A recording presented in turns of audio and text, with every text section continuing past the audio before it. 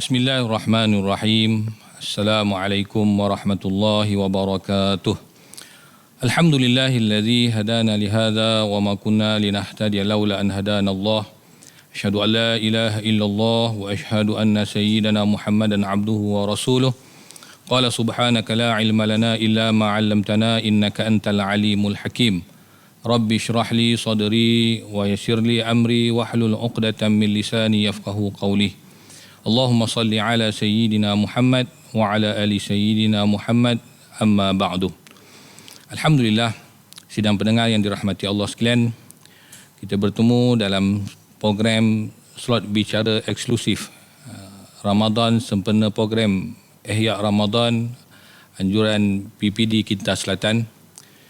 InsyaAllah kita akan berbicara tentang satu tajuk untuk sama-sama kita meningkatkan ataupun sama-sama kita mengimarahkan Ramadan yang akan kita sambut. Sidang pendengar yang dirahmati Allah sekalian, insya-Allah kita akan membicarakan satu tajuk untuk sama-sama kita bermuhasabah, iaitu bersesuaian dengan tajuk, iaitu tajuk muhasabah Ramadan. Sidang pendengar yang dirahmati Allah sekalian, apabila kita memperkatakan tentang muhasabah, maka sudah pastilah di sana ialah sesi untuk kita merenung kembali tentang ataupun apa-apa jua perkara yang telah berlaku untuk sama-sama kita mengkoreksi diri kita masing-masing, terutamanya daripada sudut ibadah yang kita lakukan. Sidang pendengar yang dirahmati Allah sekalian, dalam setiap ibadah yang kita lakukan, kalau kita renung betul-betul, maka setiap ibadah itu apabila kita lakukan, ia mesti menepati ataupun dia mesti mencapai matlamat yang dikehendaki sebagaimana yang diperintahkan oleh Allah Subhanahu wa taala dan baginda sallallahu alaihi wasallam. Kalau kita lihat di dalam ayat kefarduan tentang puasa, apabila kita membicarakan tentang Ramadan, kita tak akan lari dengan ibadah puasa. Maka kerana itu kalau kita lihat ayat yang sering kita dengar ataupun ayat yang menunjukkan tentang kewajipan berpuasa, sebagaimana firman Allah Subhanahu wa taala, a'udzu billahi minasyaitonir rajim, bismillahirrahmanirrahim, ya ayyuhallazina amanu kutiba alaikumusiyam kama kutiba alal ladzina min qablikum la'allakum tattaqun. Allah Subhanahu wa taala berfirman, wahai orang yang beriman, telah diwajibkan ke atas kamu itu berpuasa sebagaimana telah diperintahkan kepada orang-orang terdahulu daripada kamu. Semoga dengan puasa yang kamu laksanakan itu nanti beroleh sifat ketakwaan kepada Allah Subhanahu wa taala. Kalau kita lihat matlamat puasa dalam ayat ini ialah untuk melahirkan sifat ketakwaan kita kepada Allah Subhanahu wa taala. Cuba kita lihat pada ibadah-ibadah lain. Contoh dalam ibadah puasa, dalam ibadah solat.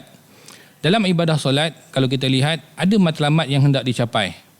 Kalau kita hari ini, kalau kita bekerja, ada sasaran kerja yang mesti kita capai, indeks prestasi yang hendak kita capai. Maka sebenarnya dalam ibadah pun sebenarnya ada matlamat dan ada indeks prestasi yang hendak dicapai. Kalau kita lihat di dalam solat, Allah Subhanahu wa taala menyatakan bahawa innas solata tanha 'anil fahsya'i wal munkar. Maka sesungguhnya sembahyang itu mampu untuk mencegah kamu daripada melakukan perkara-perkara fahsyak dan munkar. Maka di sinilah untuk sama-sama kita renung dan bermuhasabah untuk kita supaya Ramadan dan puasa yang akan kita hadapi tahun ini, maka kita akan meningkatkan kualiti puasa kita. Sidang pendengar yang dirahmati Allah sekalian, di dalam hadis Nabi SAW, maka Nabi menceritakan kepada kita tentang betapa besarnya kelebihan berpuasa. Kalau kita lihat dan renung kembali, maka puasa itu menjadi salah satu daripada 5 tiang asas agama. Maka sudah pastilah puasa itu membawa satu makna yang besar. Dan hasil daripada puasa itu akan melahirkan sifat ketakwaan kita kepada Allah Subhanahu wa taala. Itu sebab kalau kita lihat di dalam Al-Quran, Allah Subhanahu wa taala mengulangi perkataan ataupun Allah taala mengulangi perkataan ataupun disebut sama ada perkataan itu dalam bentuk individu ataupun berkumpulan. Allah Ta'ala sebut perkataan taqwa itu pada 245 tempat. ataupun setengah ulama menyatakan pada 242 perkataan takwa di dalam Al-Quran. Maka kalau kita lihat pada jumlah yang begitu banyak, maka di sini menandakan bahawa takwa itu menunjukkan bahawa peri pentingnya untuk kita mendapat kejayaan hidup di dunia dan di akhirat. Maka secara khususnya boleh kita faham sebenarnya ibadah puasa yang kita laksanakan itu ialah untuk melahirkan sifat ketakwaan kita kepada Allah Subhanahu Wa Taala. Ada orang mengatakan bahawa mengapa di antara perkara diperintahkan kita untuk berpuasa? Salah satu daripada jawapan yang selalu kita dengar ialah untuk merasai kesusahan dan kepayahan orang-orang susah ataupun orang miskin. Kata guru saya, sebenarnya boleh kita nak gunakan alasan tersebut ataupun hikmah itu. Tetapi hikmah itu belum tepat. Kerana apa? Kerana orang miskin juga turut berpuasa. Kalaulah andai kata kita hari ini senang, kita berpuasa untuk merasai kesusahan dan kepayahan orang-orang susah dan miskin. Kita tanya balik, habis orang miskin dan susah dia puasa untuk apa? Maka di sinilah para ulama menyatakan bahawa sebenarnya puasa matlamat paling utama ialah untuk melahirkan sifat ketakwaan kita kepada Allah Subhanahu Wa Taala. Hari ini kalau kita renung, berapa kali dah kita berpuasa, maka ikut umur kita masing-masing. Makin lama kita hidup di atas muka bumi Allah Subhanahu Wa Taala, maka sudah pastilah makin banyak kali kita bertemu dengan Ramadan dan makin banyak kali kita berpuasa. Maka pernahkah kita renung kembali untuk kita muhasabah balik, adakah saban tahun kita berpuasa ataupun saban tahun kita bertemu dengan Ramadan ada peningkatan setiap tahun? Ini benda yang mesti kita fikirkan. Dalam kehidupan kita di atas muka bumi ini, sidang pendengar yang dirahmati Allah sekalian, kita takkan bekerja pada tahap yang sama. Tak ada orang yang mula bekerja dengan gaji sekian dan berpencen pun dengan gaji sebagaimana dia bermula. Sudah pastilah orang yang bekerja, mereka ini memerlukan peningkatan. Sama ada daripada sudut untuk naik pangkat ataupun bertambah gajinya. Ini kan pula dalam bentuk ibadah kita kepada Allah Subhanahu Wa Taala, maka sepatutnya lebih-lebih lagi kita memikirkan bahawa supaya setiap tahun ataupun saban tahun kita bertemu dengan Ramadan, saban tahun kita menghadapi ibadah puasa, maka kita perlu memikirkan apakah sebenarnya peningkatan-peningkatan ibadah yang telah kita lakukan. Inilah yang dinamakan muhasabah. Inilah sama-sama untuk kita memperbaiki diri kita supaya saban tahun kita bertemu dengan Ramadan, di sana ada peningkatan kita daripada sudut kualiti ibadah kita kepada Allah Subhanahu Wa Taala. Sidang pendengar yang dirahmati Allah sekalian, dalam memahamkan erti puasa yang sebenar dan makna takwa, kita lihat apa yang dikatakan oleh Imam Ali karramallahu wajhah ataupun Sayyidina Ali karramallahu wajhah. Kata Sayyidina Ali karramallahu wajhah, makna takwa itu membawa 4 pengertian ataupun ada 4 ciri yang terkandung di dalam apa yang dikatakan dengan takwa. Yang pertama iaitu khauful minal jalil, iaitu yang pertama takut akan Allah Subhanahu Wa Taala. Ciri yang kedua ialah disebut sebagai al-amalu bitanzil, iaitu beramal dengan apa yang telah diperintahkan oleh Allah Subhanahu Wa Taala. Bukan sekadar Al-Quran itu dibaca, akan tetapi beramal dengan apa yang telah diperintahkan oleh Allah Subhanahu Wa Taala. Ciri yang ketiga ialah ar-ridha bil qalil, ridha dengan sedikit pemberian yang Allah Subhanahu Wa Taala berikan, ataupun disebut dengan bersifat dengan sifat qanaah. Dan yang keempat dikatakan bahawa ciri yang keempat ialah al-isti'dadu yaumul akhir, iaitu mempersiapkan diri untuk menghadapi hari akhir ataupun hari kematian. Maka ini di antara salah satu daripada contoh apa yang telah diterangkan oleh Sayyidina Ali karramallahu wajhah dalam memahamkan kepada kita tentang erti takwa. Maka kerana itulah kalau kita lihat puasa ini, adakah sekadar kita tak makan dan tak minum itu cukup untuk melahirkan sifat takwa? Maka jawapannya sudah tentu tidak. Maka kerana itulah kalau kita lihat dalam hadis Nabi SAW berkaitan dengan Ramadan ataupun berkaitan dengan puasa, kita akan menjumpai satu hadis yang mana kata Nabi SAW, man sama ramadanan imanan wahtisaban ghufira lahu ma taqaddama min zambi. Barang siapa yang berpuasa kerana Allah Subhanahu wa taala dengan penuh keimanan dan mengharapkan keredaan Allah Subhanahu wa taala, maka balasan yang Allah Taala beri diampuni segala dosa-dosanya.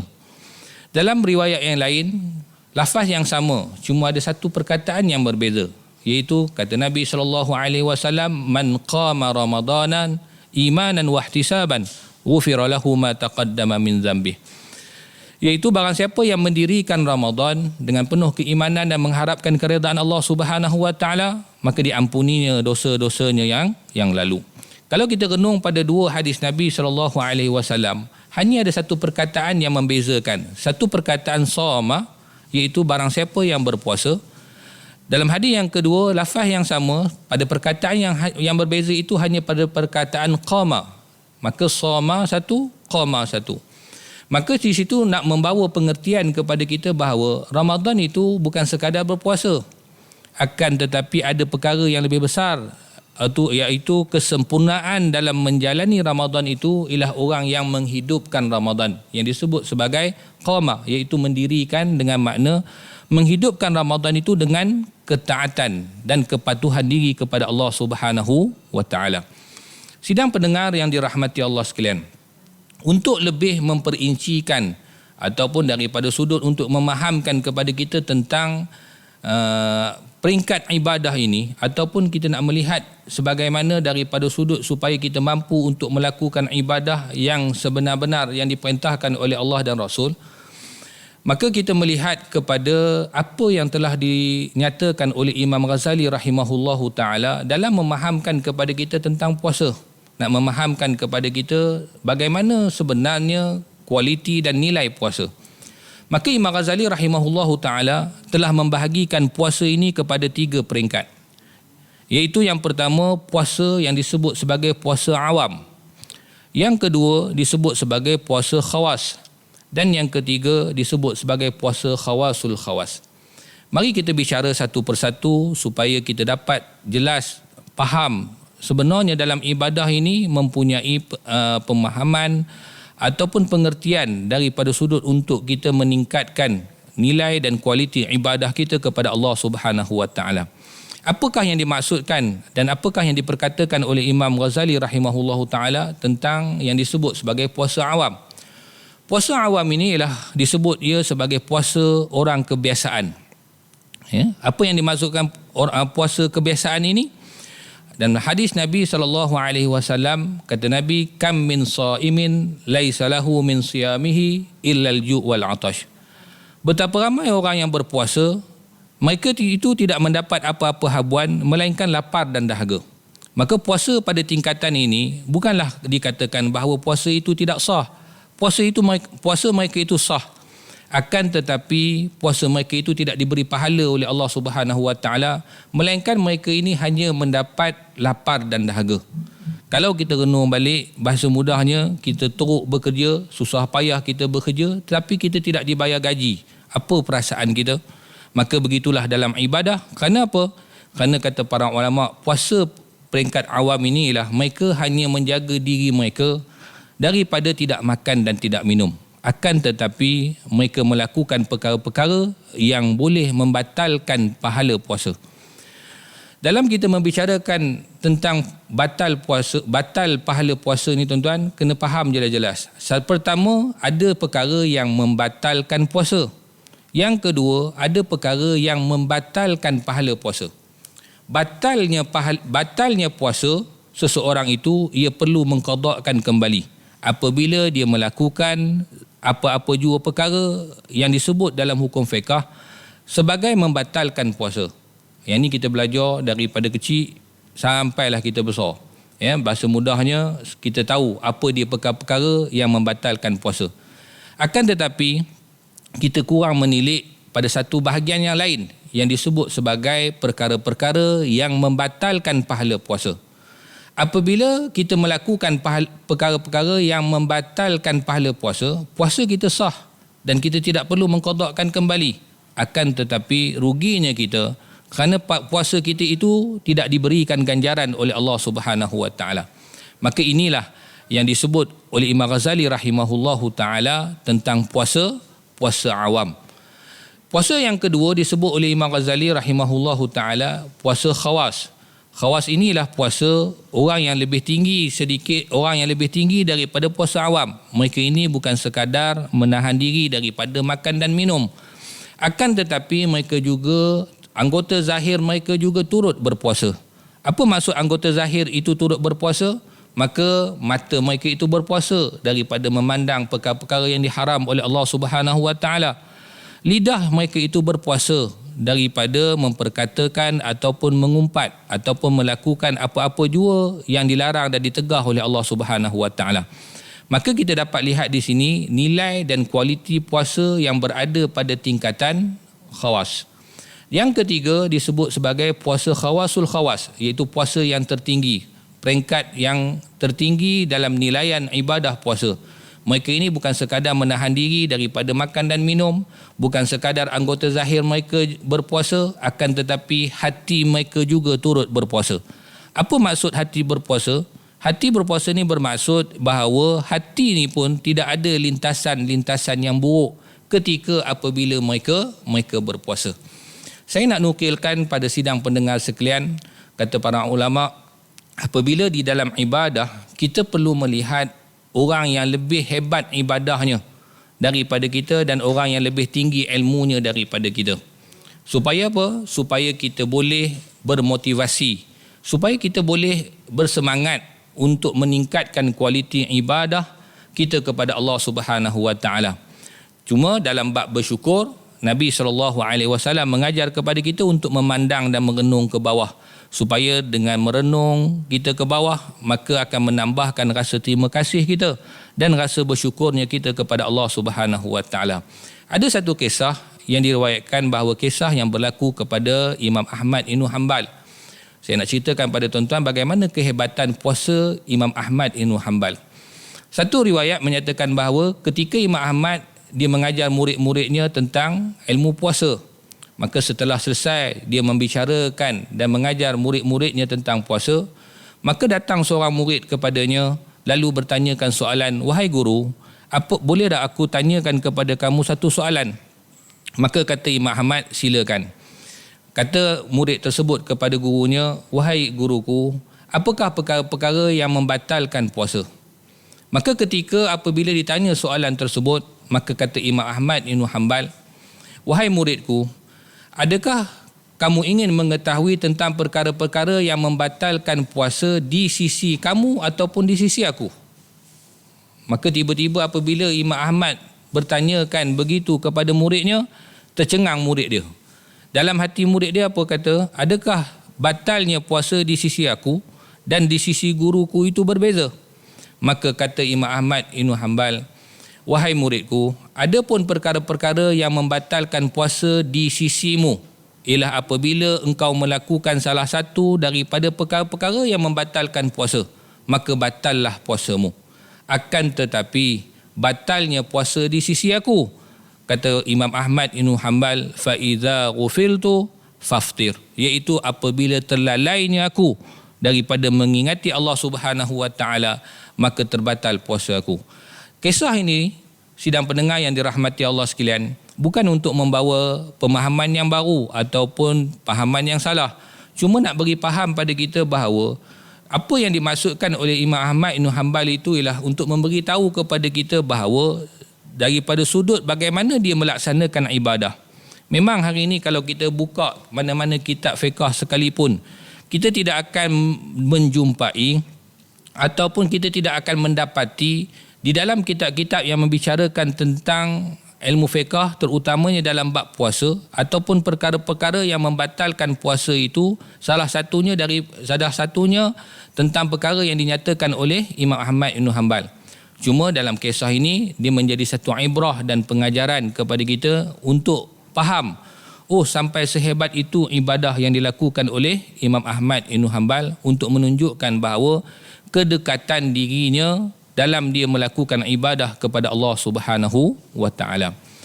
Sidang pendengar yang dirahmati Allah sekalian, maka dengan beberapa penerangan ataupun hadis-hadis yang telah saya bacakan tadi, sikit sebanyak mampu memberikan sedikit pencerahan kepada kita untuk sama-sama kita mengkoreksi diri kita dalam kita menghadapi bulan Ramadan, dalam kita melakukan ibadah puasa, untuk kita sama-sama mempertingkatkan kualiti ibadah puasa kita. Kalau kita bicarakan tadi, sebagaimana yang dinyatakan oleh Imam Ghazali, sekurang-kurangnya kita hari ini mesti kita pertingkatkan nilai dan kualiti ibadah puasa kita pada tingkatan khawas. Paling kurang tuan-tuan yang dirahmati Allah sekalian. Sidang pendengar yang dirahmati Allah sekalian, dalam kita membicarakan juga topik tentang muhasabah Ramadan ni, apa lagi perkara-perkara yang boleh untuk memberikan motivasi dan semangat kepada kita, ialah dengan kita mengenangkan apa jua kelebihan-kelebihan yang telah disebut oleh Allah Subhanahu Wa Taala ataupun yang telah disebut oleh Nabi sallallahu alaihi wasallam tentang kelebihan-kelebihan yang ada di dalam bulan Ramadan. Maka dengan kita mengetahui kelebihan-kelebihan inilah nanti mampu untuk memberikan motivasi kepada kita. Maka kerana itulah kalau kita lihat, sidang pendengar yang dirahmati Allah sekalian, ibadah puasa ini dia bukan satu ibadah yang mudah.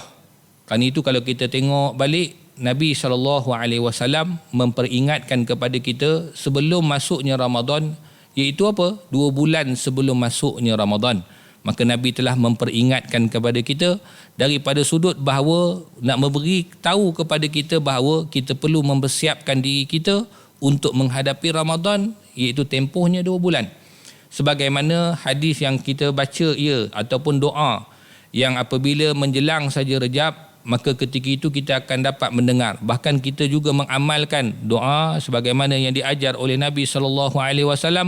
Allahumma barik lana fi Rajab wa Sya'ban wa ballighna Ramadan. Doa ni tuan-tuan yang dirahmati Allah sekalian, kata guru saya, ialah untuk memberitahu kepada kita peringatan 2 bulan sebelum masuk Ramadan. Maka di sini memperingatkan kepada kita supaya kita dapat mula menjinakkan diri kita ataupun mula untuk melatih diri kita untuk menempuh satu ibadah yang besar. Kerana puasa ni adalah amalan puasa ataupun puasa di bulan Ramadan ni adalah merupakan satu amalan yang panjang. 30 hari kita akan berpuasa. Maka bila 30 hari kita akan berpuasa, maka sudah pastilah dia memerlukan persiapan yang rapi. Begitulah juga tuan-tuan, sidang pendengar yang dirahmati Allah sekalian, kalau kita renung balik, antara benda-benda dan perkara-perkara yang boleh memotivasikan kita ialah dengan kita merenung apa yang telah disebut oleh baginda sallallahu alaihi wasallam tentang kelebihan-kelebihan yang ada di dalam bulan Ramadan. Moga dengan kita dengar kelebihan-kelebihan yang ada di dalam bulan Ramadan inilah nanti yang akan memotivasikan kita. Kalau bahasa mudahnya, sidang pendengar yang dirahmati Allah sekalian, kadang-kala kita tak kuat untuk melakukan ibadah. Itu sebab kata para ulama, dikala apabila kamu tidak kuat melakukan ibadah, maka banyakkanlah kamu mendengar kelebihan-kelebihan dalam melakukan sesuatu ibadah tersebut ataupun disebut sebagai fadailul a'mal. Kenapa? Kerana kita tak cukup kuat dalam melakukan ibadah. Moga-moga dengan banyak mendengarkan kelebihan-kelebihan dalam kita melakukan kelebihan-kelebihan dalam melakukan sesuatu ibadah itu akan menjadikan kita ini termotivasi untuk melakukan sesuatu ibadah itu. Akan tetapi dia bukan bersifat selamanya, dia hanya bersifat sementara. Ibarat ia sebagai tongkat yang menyebabkan kita boleh berjalan. Dan apabila nanti kita boleh berjalan, maka tongkat tadi itu mesti ditinggalkan. Maka begitulah juga dalam bab kelebihan-kelebihan kita dalam mengetahui sesuatu amal supaya kita boleh mempertingkatkan diri kita ataupun memotivasikan diri kita dalam melakukan ibadah kepada Allah Subhanahu Wa Taala. Kalau kita tengok dalam hadis yang menerangkan tentang kelebihan Ramadan, kata Nabi SAW, "Idza jaa Ramadanan futihat abwabul jannah wa ghuliqat abwabun nar wa sufidat lisyayatin." Kata Nabi SAW, apabila datangnya Ramadan, dibuka pintu-pintu syurga dan ditutup pintu-pintu neraka dan syaitan itu dibelenggu oleh Allah Subhanahu Wa Taala. Maka di sini menunjukkan kepada kita tentang kemuliaan Ramadan. Maka Allah Ta'ala tunjukkan dengan makna ataupun disebut oleh Nabi SAW, dibuka pintu-pintu syurga dengan makna rahmat Allah Subhanahu Wa Ta'ala. Kemudian dalam Ramadan ni sebagaimana yang selalu kita dengar, antara benda-benda yang besar ialah tentang bagaimana Allah Subhanahu Wa Taala melipat kali gandakan sesuatu amalan yang dilakukan. Dan kita kena ingat dalam Ramadan ni antara ganjaran-ganjaran yang Allah Subhanahu Wa Taala berikan hanya kepada umat Nabi sallallahu alaihi wasallam, yang Allah Subhanahu Wa Taala tidak pernah tawar kepada mana-mana umat sebelum daripada umat Nabi sallallahu alaihi wasallam.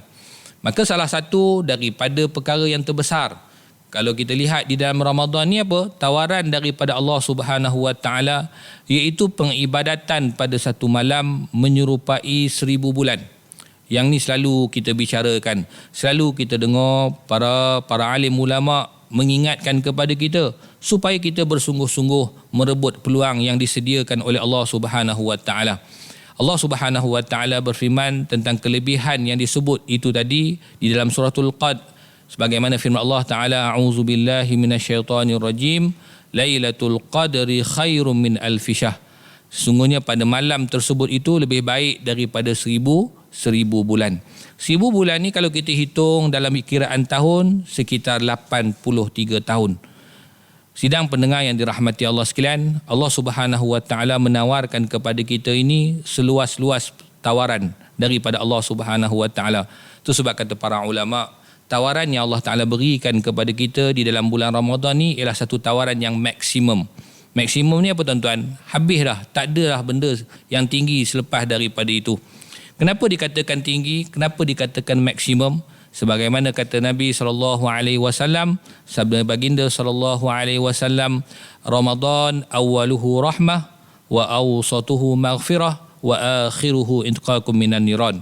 Kata Nabi SAW, Ramadan awalnya itu disebut sebagai rahmah, pertengahannya itu disebut sebagai maghfirah, pengampunan daripada Allah Subhanahu Wa Taala, dan pengakhirannya itu disebut sebagai pelepasan daripada api neraka Allah Subhanahu Wa Taala.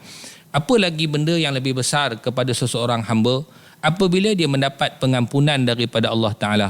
Apa lagi benda yang lebih besar kepada seseorang hamba apabila seseorang itu dilepaskan oleh Allah Subhanahu Wa Taala daripada api neraka Allah Subhanahu Wa Taala? Maka itulah kejayaan yang terbesar pada seseorang hamba apabila Allah Subhanahu Wa Taala melepaskan dia daripada azab api neraka Allah Subhanahu Wa Taala. Berbicara tentang kelebihan yang ada dalam Ramadan ataupun disebut sebagai malam Al-Qadr, sidang pendengar yang dirahmati Allah sekalian, para ulama menyatakan bahawa apakah di antara hikmah Allah Subhanahu Wa Taala menjadikan malam Al-Qadr yang Allah Taala tawarkan beribadah pada malam tersebut. Allah Taala tawarkan ganjarannya iaitu 1000 bulan ataupun 83 tahun. Dan kalau kata bahasa mudahnya, sidang pendengar yang dirahmati Allah sekalian, kalau ada satulah majikan yang tawarkan kepada kita sehari bekerja, lalu majikan kita akan bayar gaji kepada kita 83 tahun, nescaya tidak akan ada orang yang menolaknya. Akan tetapi tidak ada majikan yang sekaya itu di dunia. Akan tetapi Allah Subhanahu Wa Taala, dia maha kaya, maka dia mampu menawarkan perkara-perkara yang lebih besar daripada apa yang telah ditawarkan kepada kita. Maka salah satu daripada hikmah, kata para ulama, mengapa Allah Subhanahu Wa Taala jadikan malam Al-Qadr, salah satunya kata para ulama ialah untuk memberikan kelebihan kepada umat Nabi SAW dalam menyaingi ibadah umat-umat terdahulu. Salah satunya kata para ulama ialah memberikan hikmah kepada umat Nabi SAW dalam menyaingi nilai ibadah umat-umat terdahulu. Macam mana ni pendengar yang dirahmati Allah sekalian? Begini, kalau kita renung balik dalam sejarah umat-umat, bermulanya daripada umat Nabi Adam AS sampailah kepada umat Nabi Isa AS. Kalau kita tengok dalam sejarah, kalau kita baca kembali, kita akan mendapati bahawa umur umat-umat dahulu terlalu jauh beza dengan umat Nabi SAW. Kerana itulah kata Nabi SAW dalam hadis, umru ummati baina sittin wa sab'in. Umur umatku puratanya di antara 60-70 tahun. 60-70 tahun itulah purata umur umat Nabi SAW. Akan tetapi kalau kita lihat pada umat-umat dahulu, contoh Nabi Musa AS 100 tahun menjangkau 300 tahun. Nabi Ibrahim alaihi salam 240 tahun. Tu belum kita pergi umat Nabi Nuh alaihi salam menjangkau 1000 tahun. Kalau bahasa mudahnya kalau kita tengok, kalaulah berdasarkan umur, maka di sana kita akan mendapati bahawa sudah pastilah orang yang hidup lama maka dia telah banyak melakukan ibadah dan dia banyak mendapat pahala. Itu secara logiknya. Benarlah. Makin lama hidup, makin lama taat, maka makin banyak pahalanya. Tapi andai kata umat Nabi SAW hidup sekitar 60 tahun. Kalau nak dibandingkan dengan umat Nabi-Nabi dahulu yang hidupnya ratusan tahun, maka sudah pasti akan kalah daripada nisbah pahala ibadah. Maka kerana itulah kata para ulama, Allah Subhanahu Wa Taala mengganjarkan malam Al-Qadr itu kepada umat Nabi SAW untuk apa? Menyaingi nilaian pahala yang telah dilakukan oleh umat-umat terdahulu. Bayangkan, satu malam tersebut menyamai 83 tahun. Kalau seseorang umat Nabi SAW itu hidup berapa tahun? Hidup 60 tahun.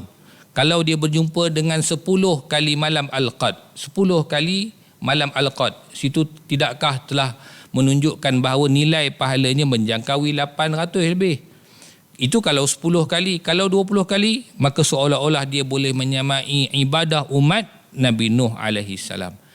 Jadi sidang pendengar yang dirahmati Allah sekalian, maka inilah di antara perkara-perkara yang kalau kita baca dan kita dengar boleh untuk memotivasikan diri kita untuk sama-sama merebut kelebihan-kelebihan yang telah Allah Subhanahu Wa Taala sediakan di dalam bulan Ramadan, untuk kita mempertingkatkan amalan-amalan sunat kita, amalan wajib yang memang semestinya kita tak boleh tinggalkan. Akan tetapi di dalam bulan puasa inilah untuk kita sama-sama mempertingkatkan amalan-amalan sunat, terutamanya dengan membaca Al-Quran, tilawatul Quran, dengan berzikrullah, dengan memperbanyakkan sedekah. Maka semua amalan-amalan sunat ini, kata setengah para ulama berdasarkan hadis Nabi SAW, amalan-amalan sunat ini digandakan oleh Allah Subhanahu Wa Taala dengan 70 kali ganda berbanding dengan pada bulan-bulan biasa. Jadi sidang pendengar yang dirahmati Allah sekalian, maka di sinilah nak menunjukkan kepada kita tentang apa yang kita perkatakan tadi, untuk kita sama-sama bermuhasabah terhadap diri kita tentang ibadah-ibadah yang telah kita lakukan.